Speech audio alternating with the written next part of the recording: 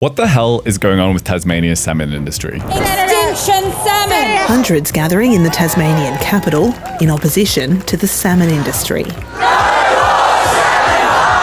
Salmon farming could be a key factor in deciding which party triumphs. And now, this guy is getting involved with the new bill to protect the salmon industry from a long-running legal challenge. But how did we get here? Well, last week the RSPCA withdrew its approval for one of the state's major salmon farms after vision was released of live fish being sealed in boxes along with dead ones.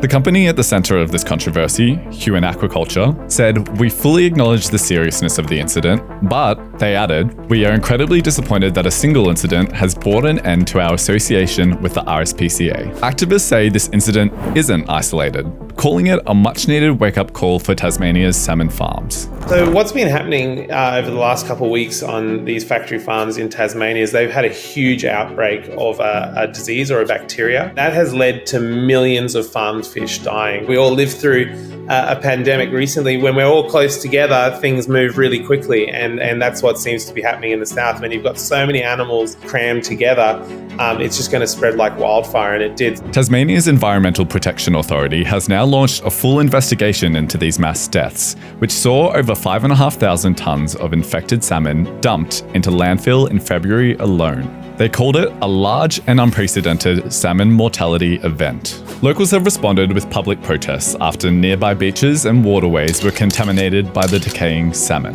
This all comes following a lengthy legal claim against Tassie salmon farms, led by a group of conservationists who say that the industry is driving this endangered species into extinction. The Maugean skate is a type of fish only found on the remote southwest coast of Tasmania, and despite surviving there since the time of dinosaurs, the population has seen a massive decline since the introduction of salmon farming to the region. And that brings us to now, with the government stepping in to stop these types of legal challenges and to protect salmon farmers in Tasmania, ultimately relaxing Australia's environmental laws. The bill was introduced to Parliament this week and passed with the support of the Coalition. So, if you've been hearing a lot about salmon, that's why. Let us know what you think in the comments below.